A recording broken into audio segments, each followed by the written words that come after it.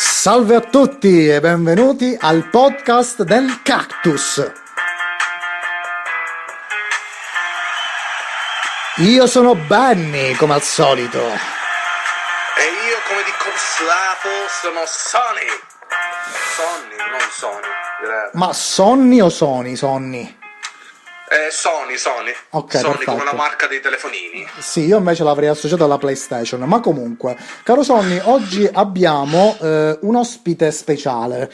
Ma questo comunque è abbastanza tipico nel nostro podcast, perché noi vi portiamo sempre, ecco, dei cervelli, dei personaggi che possono, ecco, illuminare la vostra giornata, soprattutto perché nello specifico, in questo caso, abbiamo un ragazzo che ha la passione per il viaggio, e il viaggio è uno dei temi cardini del nostro podcast, giusto Sonny? Sì, hai pienamente ragione, caro Ben. Ecco, ad esempio, ricordiamo ai nostri ascoltatori chi abbiamo portato finora che hanno trattato questo tema del viaggio, qualche ospite nello specifico. Allora, intanto uno dei viaggi più appunto spinti l'abbiamo portato con Giovanni Cipolla di A Pechino col Pandino, appunto questo ragazzo che è partito da Palermo per arrivare a Pechino con la Panda, la vecchia Panda 4x4, quella tipica.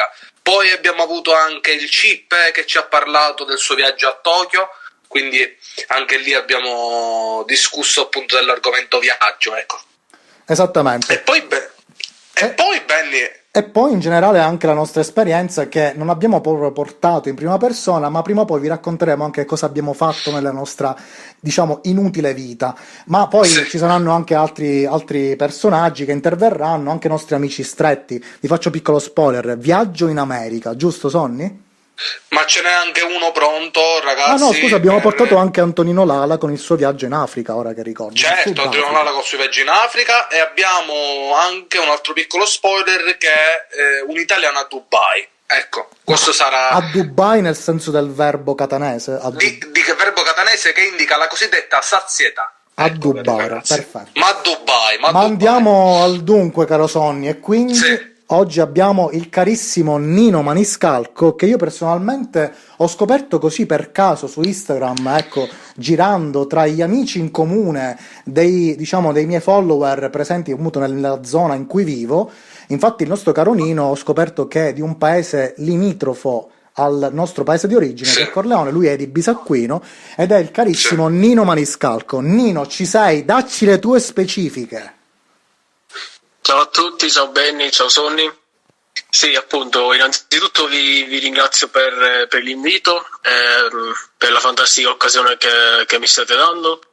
Sì, ho 24 anni e come ti ho detto appunto vengo da Bisacquino. Sono uno dei tantissimi cervelli in fuga. Attualmente mi trovo in Germania, al sud della Germania, al confine svizzero.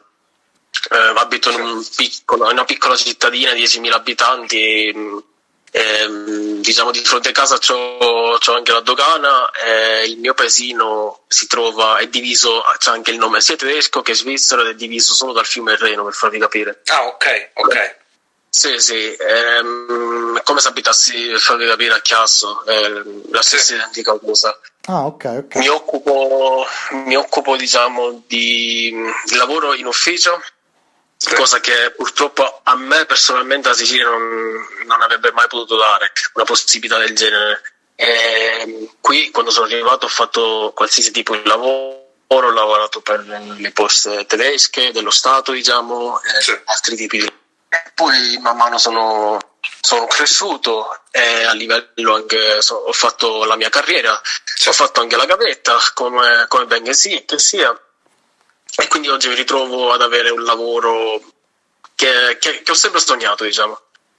Beh, sono contento di questo per te, veramente, perché ragazzi, scusa se ti interrompo, ma ad oggi, no?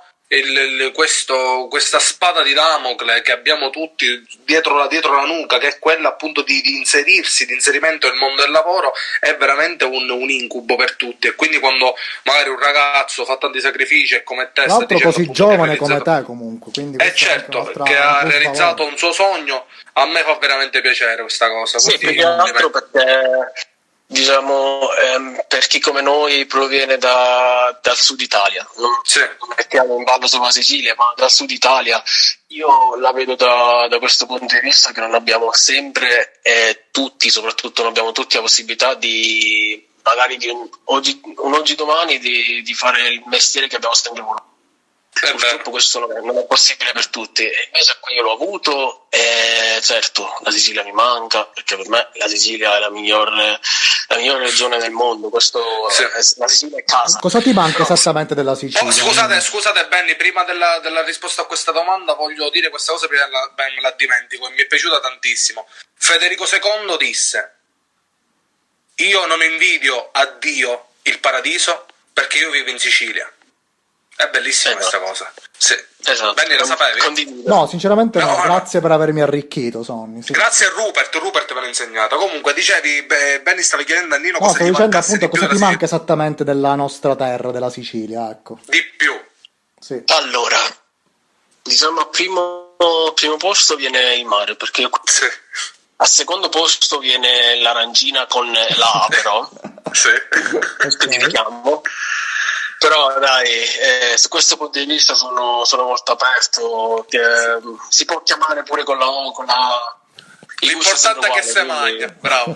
Esatto. E poi al terzo posto sì, mi manca, diciamo, famiglia, gli amici, queste sono cose che non ti può portare dietro. Ci sono sempre i pro e i contro, come dico sempre io, però non si può. Io a 24 anni rispetto a tantissimi miei coetanei mi sento sotto questo punto di vista molto privilegiato, perché a 24 anni avere un capitale in banca, la macchina che magari uno ha sempre sognato quando si è preso la patente a 18 anni, avere già 6 anni di contributi, pagare ogni mese, appunto versare ogni mese i contributi, cioè sono piccolezze che quando poi arriveremo ai 40 anni faranno un po' la differenza. Poi assolutamente lì, sì, esatto. Forse si inizia veramente a capire. Sì. È proprio e poi, caro Nino, noi però, come abbiamo detto nell'introduzione, a noi è molto caro l'argomento, il tema del viaggio, e infatti tu in realtà hai, oltre comunque questo lavoro, no, che sicuramente hai, comunque è una situazione abbastanza nuova per molti ascoltatori che appunto ci stanno seguendo, perché effettivamente il lavoro per molti è una chimera irraggiungibile, quindi ecco, un incubo. Sapere che c'è qualcuno che ce l'ha fatta anche così in giovane età è sempre una bella occasione di crescita per tutti. Sì. Dicevi, Sonny? Però dicevo che tu hai fatto comunque un bellissimo viaggio, per questo comunque rientri nella rubrica, no, del viaggio qua al podcast del Cactus. Infatti, tu dove sei andato? Insomma, raccontaci, che poi ho visto che tu hai fatto vari viaggi. Sì, io allora partiamo dal fatto che anche in Sicilia viaggiavo anche tramite la scuola, sono stato, diciamo, che ho vinto parecchi viaggi pagati dallo Stato, sono stato ho fatto i famosi 3 mesi in Inghilterra con la scuola, ho frequentato il college, eccetera, eccetera, diciamo, ne ho visti di posti fino ad oggi. Sono stato ad Amsterdam, sono stato 2 volte ad Amsterdam, 3 volte a Parigi, Lampedusa, Monaco, insomma ne ho girati di posti a Cambridge, Oxford, però il più importante che mi è rimasto nel cuore è appunto quello che ho fatto nell'estate del 2019 in Indonesia. Quello per me è il viaggio più bello che abbia mai fatto in vita mia. Ma tu questo viaggio come insomma, raccontaci un po' di tutto, nel senso come l'hai organizzato, sei in compagnia? Quanto è durato? Perché è veramente, secondo me, un posto affascinante quello dell'Indonesia, questo posto questi posti asiatici dove la cultura è completamente diversa da quella nostra. Esatto.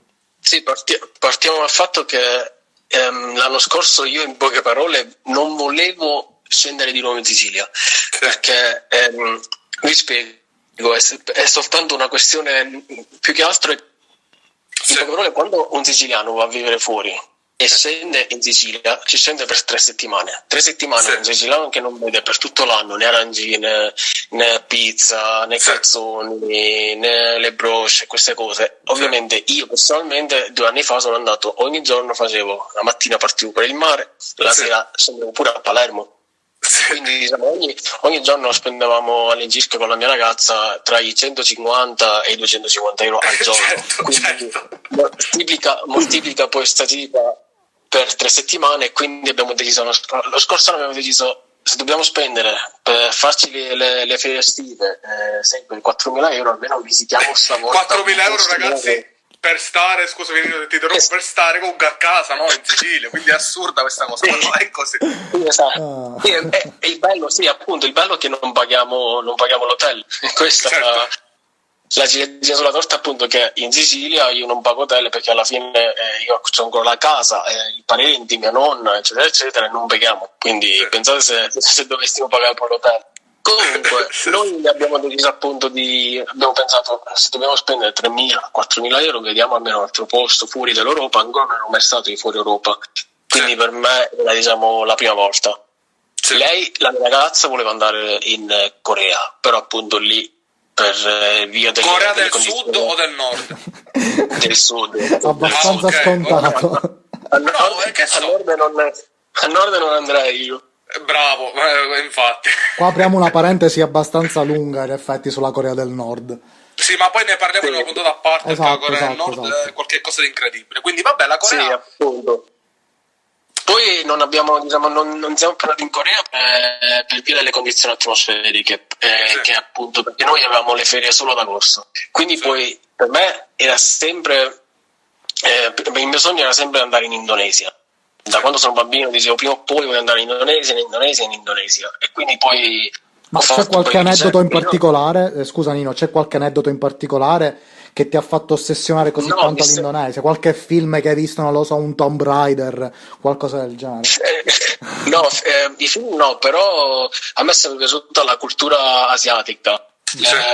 Anche il loro modo di vivere, perché a tanti piace, ad esempio, a noi europei ci sono quelli che vivono in Europa a cui piace ad esempio l'America, però per me l'America è simile a noi, cioè siamo molto, molto simili a livello sociale, a livello culturale, siamo molto simili. Invece l'Asia ancora ha quel lato ancora da scoprire, a mio parere.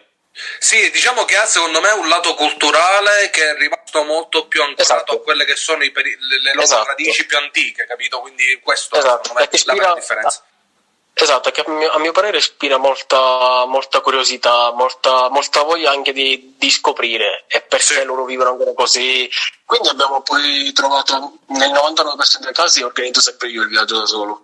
Come quella volta per mancanza di tempo, perché appunto in ufficio ci lavoro anche al giorno, anche 10-11 ore quando capita. Quindi ho deciso io dove andare, in che hotel volevamo andare e tutto, anche la compagnia aerea. L'ho fatto prenotare poi ad un'agenzia di viaggio del mio paese. Abbiamo speso persona, noi però abbiamo prenotato a dicembre. Punto molto fondamentale, noi abbiamo prenotato a dicembre, che se non sbaglio erano i primi di dicembre. Abbiamo pagato 1.050 euro a persona circa. 1.050 per quanto tempo? Per quanto era organizzato? Per 14 giorni, noi siamo rimasti 14 giorni in Indonesia, però con il volo con la compagnia aerea Qatar, l'hotel incluso e la colazione, quindi come prezzo non è male, perché lo stesso viaggio io lo stesso viaggio l'ho controllato, ma solo per curiosità, ad aprile costava 3.650 euro. Mamma mia, cioè per un terzo avete pagato. Certo, quindi... E quindi che scali avete fatto a livello proprio di navigazione aerea? Noi siamo partiti da Zurigo con la Qatar e abbiamo fatto lo scalo a Doha. Lo scalo era solo di 35 minuti, quindi diciamo che un po' durante il viaggio l'ho avuto sempre quel pensiero, se non ce la facciamo, però la compagnia ci ha assicurato che appunto lo scalo veniva anche effettuato dalla compagnia Qatar, e quindi se avessimo perso lo scalo avevamo diritto appunto a volare con il prossimo aereo la Qatar. Certo. Siamo atterrati innanzitutto abbiamo fatto 16 ore di volo. Siamo atterrati appunto poi 16, hai detto bene, 16? Ho sentito bene? 16 ore di volo, sì, l'Indonesia è abbastanza lontano, sì. Mamma mia. Sono state al conto pesante le ore. Il mio record è stato 11 ore. Il mio record è stato 11 ore, quindi 16 sono un casino, mamma mia. Attenzione, scusami, Ben. Ma Nino, una curiosità. Allora, per esempio, io durante il volo che sono stato in America, ci sono stato 11 ore, no? Durante il viaggio, Ah, pensavo che era il viaggio da Palermo a Roma sì, in auto. Palermo-Malta, Trapani-Malta, sì. Che quello è un volo abbastanza strano perché praticamente l'aereo decolla e atterra tipo subito. Ma Sì, a sì. parte questa piccola gag, dicevo Nino, praticamente io durante il volo, dopo aver visto praticamente tutto il catalogo di film, di musica, tutto quello che c'è da vedere, mi sono fissato a guardare, praticamente c'è una schermata che ti fa vedere esattamente dove sei localizzato nel mondo, quindi se sei in mezzo all'oceano, eccetera, eccetera. No, c'è questa piccola leggenda con l'aeroplanino piccolino che si va muovendo, ti fa capire i chilometri. Cioè io mi sono Sì. fissato con questa cosa, con Io, questa immagine a guardare tutto il tempo, però non vedevo l'ora di arrivare, te lo giuro. Tu invece come ti sei io invece sai, intrattenuto? io invece sai cosa facevo? Allora, io ho fatto, diciamo, la tua stessa cosa per circa 7-8 ore di conseguenza. Esatto. Perché in poche parole, sì, perché in poche parole avevo finito tutte le serie, avevo ascoltato musica di ogni genere, ti giuro, io mi ero anche messo ad ascoltare musica coreana, musica cinese, musica africana, senza che conoscessi nemmeno chi, magari chi magari aveva prodotto con la musica. Vabbè, sì, era quel niente, catalogo io. abbastanza strano che c'è in tutti i vari, Sì, chiaramente. esatto. Poi ovviamente avendo guardato e ascoltato di tutto, mi sono messo. Il nostro aereo aveva 3 tipi di telecamere, quindi vedevamo anche da sotto, da sopra e di lato, se non sbaglio. Quindi ogni tanto, diciamo, ogni 2 minuti cambiavo telecamera. Un po' guardavo di sotto, poi guardavo nella telecamera anche dove eravamo arrivati, perché io sono un tipo che non dorme mai. Mm. Sull'aereo non lo so, non per paura, però non riesco a dormire, nemmeno quando ero piccolo andavo da Bianquera solo arrivare a Palermo, non dormivo mai nemmeno in macchina. Sì, ti capisco perfettamente. Ma insomma, Esatto, sì. quindi una volta arrivato lì, che cosa hai fatto? Nel senso, la prima cosa che ti ricordi appena sei proprio sbarcato all'aeroporto, appunto, di questa nuova Sì, terra, ecco. dopo 16 ore senza lo scalo incluso, perché con lo scalo erano appunto poi 16 ore e mezza, Certo. c'era da attenderci, diciamo, un addetto dell'agenzia. E io l'avevo letto su internet, attenzione, che a Bali il traffico è molto forte, eccetera, eccetera. Io l'avevo letto, però viverla di presenza, questa cosa è una mazzata dopo 16 ore e mezzo di volo. Io ho scelto apposta un hotel in mezzo all'isola di Bali e non lato spiaggia, perché non volevo fare una vacanza stile Ibiza o stile Maiorca. Per me, se volessi fare una vacanza del genere, appunto andavamo a Ibiza o Gran Canaria. Volevamo appunto fare una vacanza direttamente nella giungla, nella foresta, per come secondo me va vissuta a Bali. Perché se si va a Bali solo per le discoteche, secondo me si sbaglia destinazione completamente. Sì, ok che la chiamano l'Ibiza dell'Oriente, eccetera, eccetera, però non lo so, a parere mio non ha senso, poi ognuno abbiamo gusti diversi. Vabbè, ci sta, hai fatto bene, ecco. Noi quando siamo saliti in macchina con questo addetto abbiamo fatto altre 5 ore di auto. Sapete per quanti chilometri?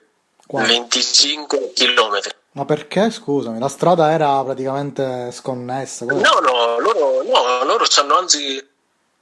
Allora, se posso essere sincero, hanno le strade migliori delle nostre, a dirvi la verità. Sicuramente migliore del tratto Palermo, insomma, scusami, Corleone, San Cipirrello, sicuramente meglio di quel tratto, può essere? Sì, io invece pensavo che, non lo so, che se fosse stato al contrario. Invece mi sono ricreduto a dire la verità. Dopo 5 ore perché noi siamo atterrati, eravamo fuori all'aeroporto alle 8 del mattino. All'1 siamo arrivati in hotel, quindi dopo aver fatto il check-in, insomma, sono successe un po' di piccole disavventure che fanno sempre parte del mio viaggio, per fortuna. E alla mia ragazza hanno buttato la valigia dentro un laghetto, è caduta dalle scale. Dopo un addetto dell'hotel non l'ha fatta apposta, però immaginate dopo 16 ore e mezzo di volo una ragazza che come sapete poi loro si vogliono subito cambiare, invece non aveva più nulla di pulito, era No, non ci posso tutto credere. nero. Mamma Sì, mia. perché la valigia aveva un bel bucone enorme, quindi immaginate l'acqua nera del lago. Per fortuna nella mia valigia, perché io nella mia valigia avevo di tutto, avevo il drone, avevo le batterie, avevo la GoPro, perché io quando parto Ma sono infatti come abbiamo un... notato anche questo, che comunque nel tuo profilo Instagram hai delle foto comunque anche di una certa qualità. Infatti tu hai, diciamo, ecco, ci vuoi raccontare anche che tipo di dispositivi hai durante i tuoi viaggi? Perché Sì, comunque anche questo è un lato, secondo me, da valorizzare, ecco. Sì. Sì, in questi anni diciamo, ho investito parecchi soldi nel mio materiale, perché io sono convinto sempre di una cosa. Infatti chi appunto visita sempre il mio profilo non vede mai foto di me personalmente.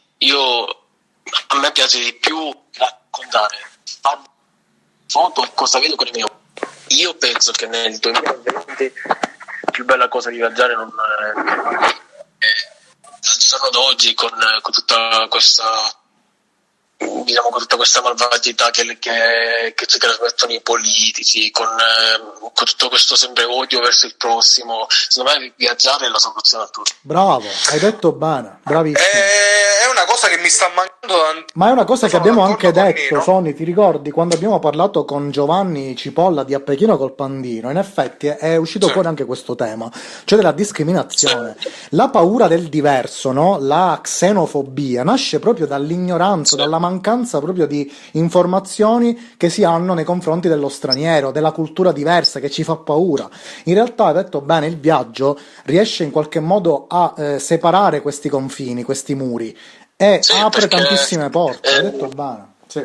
se, ad esempio, io ora vi faccio un esempio. Se io dicessi a Bisacquino, un signore di fascia media di 45 anni che un giorno va diciamo solo a zappare la terra, che purtroppo non ho avuto la possibilità di andare all'università, magari di finire le scuole superiori, se io a lui dicessi senti sono stato in Indonesia ad agosto, magari risponderebbe che quel popolo sono un popolo Inferiori, cattivo. sì, Sì, ma non nulla, cioè non ho nulla contro quel signore, ma purtroppo quando noi cresciamo per cause, diciamo per condizioni esterne, e siamo obbligati, cioè come quel signore ad esempio è obbligato ad andare a lavorare per mantenere la sua famiglia, andare a lavorare alla terra, non ha potuto finire gli studi, poi vuoi non vuoi ci cresci così. Quando poi arriva un politico che ti indirizza un po' fuori dalla carreggiata eccetera, ci caschi nella trappola. Esatto. Secondo me viaggiare è la soluzione a tutto.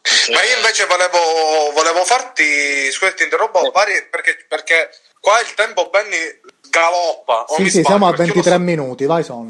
infatti, allora ci sono vari punti, varie domande classiche che io faccio quando si parla di viaggio. Una riguarda il cibo. Qual è la cosa più buona che hai mangiato, la cosa più terribile che hai ingurgitato? Ecco, se c'è stato, ovviamente. Allora, io sono molto, mamma mia, hai toccato un lato molto, molto critico. Non sono uno che mangia tutto, però ti posso dire che la cosa più buona che ho assaggiata sono stati gli spiedini di carne che loro inzuppano poi in una specie di crema fatta con le nocciole. Non sembra male quando- però, infatti. Sì, lo so, così sì, però a vederlo non sembrava così squisito il piatto, però quando l'ho assaggiato, mamma mia, mi sono ripetuto. Invece la cosa più che mi ha lasciato un po' di tristezza al ritorno all'Indonesia è stato che nel nostro hotel purtroppo non avevano, perché il nostro hotel era appunto in mezzo alla foresta, in mezzo al nulla, quindi loro non offrivano una colazione diciamo internazionale, ma trovavo soltanto la tipica colazione balinese, e i balinesi mangiano ogni mattina a colazione solo il riso e verdure. Io lo farei tranquillamente, ragazzi, a me piacerebbe troppo fare una cosa del genere. La cosa più brutta, sai qual è stata? Che noi dopo tutte quelle ore di viaggio, noi in poche parole volevamo ancora mangiare, solo che ci siamo addormentati e col jet lag ci siamo risvegliati l'indomani, quindi avevamo fame perché avevamo saltato il pranzo, la cena.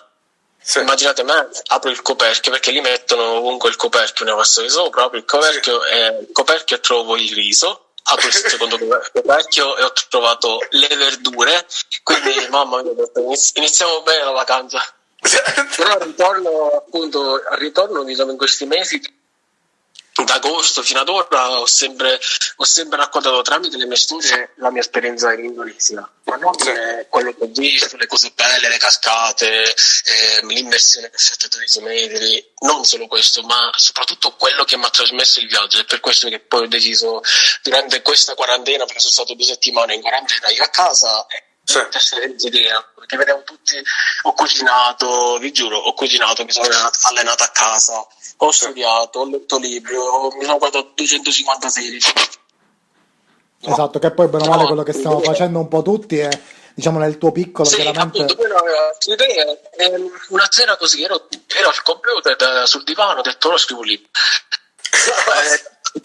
Anche ho pensato questa cosa, dopo 2 giorni avevo già scritto metà libro. Nemmeno io ci credevo, perché scrivevo la sera, mettevo le cuffie, guardavo soprattutto tutte le foto che io, tutti gli scatti che ho fatto in Indonesia, e pensavo e scrivevo nel frattempo. Da lì è nato il libro il libro è stato al momento è stato sponsorizzato da una ragazza di Venezia. Questa ragazza è molto, molto conosciuta su Instagram. Non è ovviamente ai livelli di Chiara Ferragni, sta solo 25.000 follower. Vabbè, però vedi che sono cioè noi ora col podcast ci stiamo rendendo conto di quando comunque sia difficile avere una quantità di follower, gente che ti segue, gente attiva, quindi è un bel numero. Sì, poi io su queste cose ci studio da circa 3 anni. Io ho studiato su parecchi anche siti, tutto quello che sta dietro a Instagram, perché c'è un mondo che ci vogliono minimo 3 ore per spiegare tutto quello che ci sta dietro, le ore di punta, quando postare, quando non postare, che cosa sono i bot, eccetera eccetera.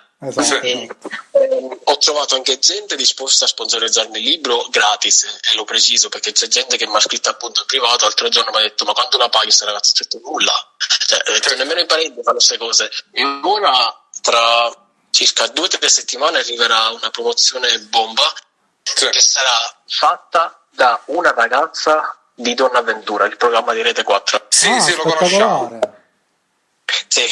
Ancora non lo sa nessuno, quindi lo sto annunciando così in diretta. Spoilerando al podcast. Sì, esatto, è la prima volta che appunto lo sto dicendo. Poi ci sono altre 2 sponsorizzazioni che ho, diciamo, al momento in mente pure, che partiranno fra 3-4 settimane, tra cui una ragazza di Palermo che ha 40.000 follower e un'altra che ne ha 120.000. E quindi scusami, ancora quindi il libro non è, deve uscire ancora, giusto? Deve essere il libro si trova già online su Amazon, sia in formato diciamo il solito formato digitale. Sia il formato digitale che cartageo. Ho strutturato, diciamo, il libro anche in capitoli. Ho diciamo inserito dentro il mio libro tutto il nostro itinerario innanzitutto, poi ho aperto anche un capitolo per parlare della guida che noi abbiamo preso per 3 giorni, perché io ho voluto dividere appositamente il viaggio, diciamo, i primi 2 giorni ci siamo abituati noi stessi, perché noi veniamo dall'Europa, un mondo a parte. Mi sono voluto abituare da me stesso all'Indonesia, alla loro cultura. Poi dopo 2 giorni avevo già prenotato parecchi mesi prima una guida indonesiana che parla italiano benissimo. Abbiamo girato 3 giorni con lui in macchina, ci ha fatto vedere tantissimo, soprattutto a me la parte che è più piaciuta appunto è la storia. Purtroppo viaggiando da solo in posti del genere deve avere uno secondo me del popolo che ti spiega realmente cosa è successo fino a 100 anni fa, perché noi abbiamo visitato per esempio un villaggio tipico balinese dove io nemmeno sapevo, ho cercato pure su internet e non sta scritto da nessuna parte che loro appunto ancora tutt'oggi vivono hanno la casa separata. Noi abbiamo tutto sotto un unico tetto, ma loro hanno le stanze divise. Ad esempio io ho la camera letto da qua e poi devo camminare 10 metri per andare in cucina. Assurdo. Quindi questo villaggio, no, paesino di cui tu stavi parlando, appunto c'erano queste stanze, è come se ci fosse stata una casa destrutturata, dove ogni stanza era separata l'una dall'altra. Quindi se per esempio tu stai ovviamente nella stanza da letto, ovviamente non credo a guardare la televisione, perché non credo che lì ci siano ma anche quando non penso che uno vada a Bali per questo motivo, quindi. No, ma che dico, per esempio quelli che stanno lì benni, giusto, no? Certo, E poi devono andare a prendersi uno spuntino serale, un'angurietta o un manghetto, devono uscire fuori. Esatto. Quindi, però questi non sono i tipici villaggi, ormai si sono modernizzati anche loro, attenzione. Okay. Anche perché, ad esempio, la guida era l'unica cosa che io in Indonesia ho pagato in euro. Perché vi illustro la parte forse più interessante, che ognuno di noi forse si domanda: ma quanto guadagnano? La domanda che mi è stata chiesta, ad esempio, moltissime volte: quanto guadagnano gli indonesiani? Sì. Soprattutto ovviamente i balinesi, in particolar modo. Questa è stata la prima domanda che ho chiesto una volta atterrati. Sì. C'era una signora che era pure lì, che lei parlava il tedesco. E gli ho detto: ma le posso fare una domanda, ma non per farmi i fatti suoi, ma quanto guadagna un balinese nella media? E lei mi ha detto: nella media uno di noi guadagna 2 milioni di rupie.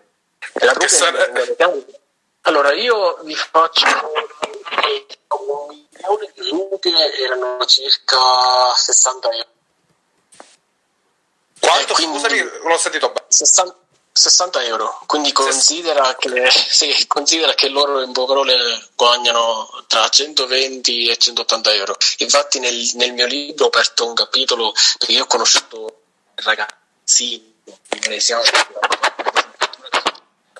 alle isole Gili, il mare era molto mosso, non lo posso ovviamente raccontare nel dettaglio, però ho conosciuto un ragazzo su quella nave che mi ha raccontato una cosa che a me ha lasciato molto, non lo so, a me mi ha fatto sia tenerezza quel ragazzo, ma allo stesso tempo ho capito che loro sono davvero uno dei popoli, non lo so, forse a parere mio uno dei popoli più belli che abbia. Perché innanzitutto vi giuro, ridono per tutto, non hanno nulla ma ridono, tu li guardi e ti ridono. Vi faccio solo un piccolo esempio: la mattina quando uscivamo all'hotel e ci incamminavamo, diciamo, nella strada con le veloci o anche nell'autostrada, ti passavano accanto e ti sorridevano e ti salutavano pure. È stata bellissima. Ma guarda Nino, lo sai che questa cosa è una cosa ricorrente, Anche quando abbiamo intervistato Giovanni, ci diceva che uno dei posti più incredibili dove la gente aveva questa forma di tranquillità, di serenità, di convivialità, di sorriso perenne era la Mongolia, che anche lì è un posto veramente povero. C'è comunque questa correlazione, secondo me, tra quella che è la loro cultura, la cultura asiatica, ma anche una correlazione tra la semplicità della vita e la felicità correlata a quel tipo di semplicità, perché comunque vuoi non vuoi in questi posti, ma soprattutto nei posti che sono meno civilizzati, no? Più anche lontani da quello che è il continuo frastorno di quella che è anche la società occidentale moderna, quindi stress sociale continuo, voler essere sempre migliore dell'altro, stimoli dal web continui, che ti portano comunque a uno stress e una competizione che ti porta a stare male anche. Quindi c'è questa correlazione tra una semplicità, no? Come dici tu, è gente che non ha niente ma ha tutto, cioè non ha niente di concreto. A dirvi la verità, dopo 3 giorni, quando al secondo giorno di tour io ho chiesto alla mia guida, che si chiamava Danu, io ho detto: Danu, ma io ti devo chiedere una cosa, ma mi spieghi come fai a ridere tutto il giorno e non hai nulla? Perché lui mi diceva che non aveva soldi in banca, non ha una casa bella come in Italia, perché lui l'Italia l'ha girata parecchio. Mi diceva che non detiene nulla, e poi in quell'istante a me, non lo so, dentro il mio cervello è partito un click e ho detto: alla faccia, noi abbiamo tutto e ci lamentiamo sempre, no, voglio il telefono nuovo, no, questa cosa non mi piace, no, quello mi ha fatto un torto, quindi devo essere più cattivo. Da lì davvero io ho capito parecchie cose che forse, non lo so, dovremmo essere sempre tutti più buoni, magari somigliare a loro. Apprezzare Abbiamo, quello che secondo già me, abbiamo, tantissimo soprattutto. da imparare da loro, a parere Ma mio. lo sai che cosa? È che molte volte appunto il viaggio serve a questo, ragazzi, anche ad aprirti gli occhi su quello Sì, che ti circonda, perché non sei sì, tu al centro del mondo, ma ci sono delle situazioni che poi è la cosa, no? Stesso ragionamento dice, che si dice molte volte, non bisogna comunque guardare agli altri per stare bene, ma in realtà io non la penso così, perché molte volte se invece noi guardassimo un po' più oltre il nostro naso, ok, e vedi anche quello che ti circonda, ma non solo andando così lontano, ma pure situazioni vicine, no, alle nostre di difficoltà, sì, veramente potremo valutare le nostre lamentele, i nostri bisogni come delle per passatemi il termine, delle minchiate, no? Molte volte sì, quelli sì, sono i no, nostri problemi. Quindi questa cosa l'ho riscontrata in tutte quelle persone che hanno fatto, appunto, come dicevo, dei viaggi in dei posti particolari. Esotici, no? Sì. Ma guarda, io ragazzi quando sono andato in Tunisia ho notato la stessa cosa. Cioè ragazzi, lì è pure così. sì. Loro ti Ma assaltano. secondo me, scusa se ti Sì, sì. interrompo un attimo, secondo me è perché noi partiamo dal nostro luogo d'origine non lo so, con una mentalità diversa, come se noi li vedessimo dall'alto. Sì, sì, Allora, la e cosiddetta poi invece superiorità. quando ti ritrovi lì, non lo so, forse poi la situazione si capovolge, come se noi appunto avessimo tantissime cose da imparare da loro, perché a parere mio quando sono ritornato e sono rientrato di nuovo in Germania, perché uguale dove rientri, puoi rientrare in Spagna, cioè l'Europa alla Sì. fine, meno male, Quella. è quasi, sì, appunto, è quasi uguale. Però quando io sono rientrato di nuovo a casa ho detto sti cazzi, passatemi il termine a me Sì, ora, sì, ma sì, è sì. la prima cosa che ho Hai detto pensato. bene, hai detto Io bene. ho pensato questa cosa, ho detto mamma mia, quante cose che abbiamo da imparare da loro. Sì, E sì, invece sì, io sì, sì. ero convinto che magari arriviamo, non lo so, che magari sarei arrivato lì e non lo so se avrei trovato una popolazione molto Infelice, all'indietro. ecco, Sì, anche infelice. sì, Ma sì. infatti è proprio questo il punto, no? La chiave. A volte la semplicità, come abbiamo detto in questa puntata, è È così. proprio è quello che ci Esatto. permette di essere felici, effettivamente, perché l'obiettivo della vita poi è questo, ragazzi. Cioè, voi potete aspirare a qualsiasi tipo di sogno, di obiettivo, ed è questa una cosa bellissima e meritevole anche di, diciamo, di attenzione e di rispetto. Però, ragazzi, la felicità molto spesso sta veramente nelle piccole cose. E dopo questa, diciamo, tagline che dobbiamo imprimere nei nostri cuori, io direi Sì. di cominciare a salutare il nostro Nino che ci ha allietato con il suo racconto, che sicuramente era soltanto un 10% di quello che è stato il suo viaggio, anche perché Però come c'è il vedete, libro. esatto, nel nostro, Sì, nel appunto nostro per questo podcast non ovviamente il tempo vola, come diciamo sempre, ma ecco, su Amazon potete trovare anche il link caricato nella pagina Instagram del nostro Nino. Come si chiama il libro, Lino? Che non l'abbiamo detto. Sì, sì, il libro si chiama Bali, l'isola del cambiamento. E poi perfetto. sotto appunto c'è scritto costi, itinerario, avventure e disavventure, perché appunto mi sono più che altro, ho fatto diciamo chiarezza sulla loro cultura, su come vivono, e ho messo anche quanto, e lo posso anche dire qui, Sì. noi in totale abbiamo speso, solo a Bali abbiamo speso circa 300 euro a persona e facevamo diciamo i ricconi per Certo, per dirla un po' diciamo grossa, abbiamo esagerato perché ogni sera andavamo a fare i massaggi di un'ora, cioè cose che Cioè, ragazzi, ma lei, allora, Nino, cioè, l'Indonesia ormai è venduta. Io appena sarà possibile vado. Quindi mi hai convinto te. Veramente. Sono d'accordo, sono d'accordo. Ragazzi, bene, quindi dopo questo bellissimo racconto del viaggio di Nino, io vi lascio con i consueti saluti del buon Sonny e noi ci Ciao vediamo ragazzi. domani. Dicevi, Sonny, Ciao scusa? ciao ragazzi, seguite sempre Podcast del Cacchio. Ciao Nino, grazie mille.